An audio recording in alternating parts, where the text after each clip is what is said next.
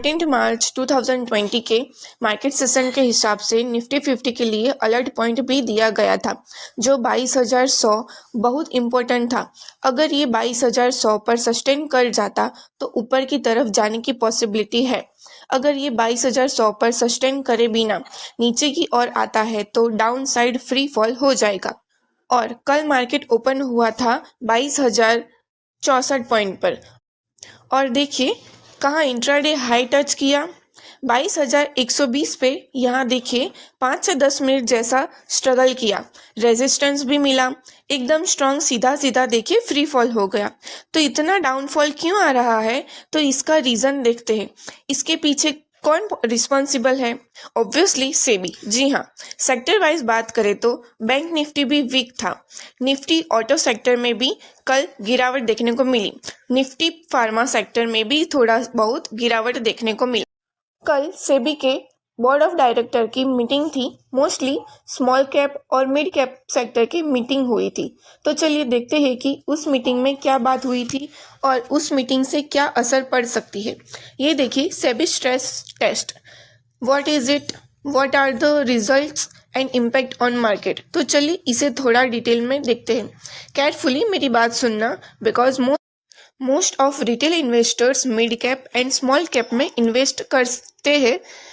आपके लिए जानना बहुत ज़रूरी है कि सेबी अभी क्या करने जा रही है।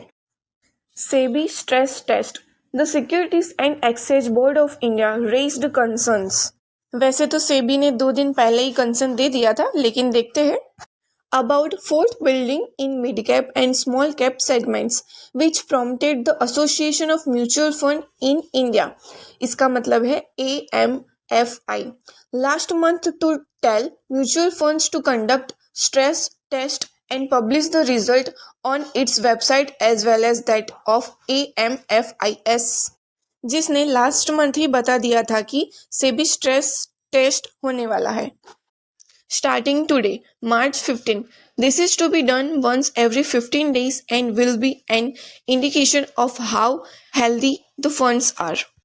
ये टेस्ट कल से शुरू हो चुका है, जो हर 15 दिन में होगा कि इनके फंड्स कितने हेल्दी है।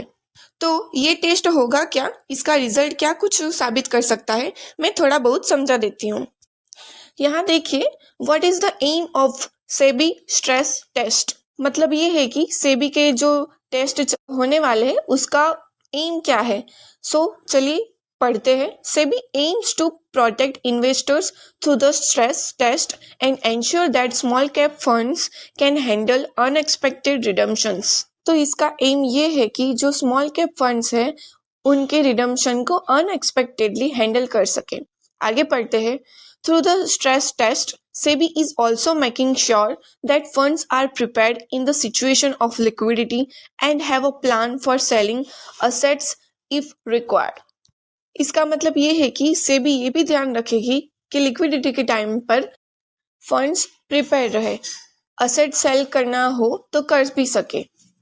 एंड आप ये भी सोच रहे होंगे कि क्यों स्मॉल कैप पे ही ज़्यादा फोकस हो रहा है। तो चलिए आगे पढ़ते हैं। Why small caps are in focus तो SEBI is checking fund managers can sell enough stocks fast enough to meet redemptions requests, and small cap stocks can be harder to sell quickly than large companies. Disclaimer, this is not investment recommendations. Do your proper research to before investing any of these things.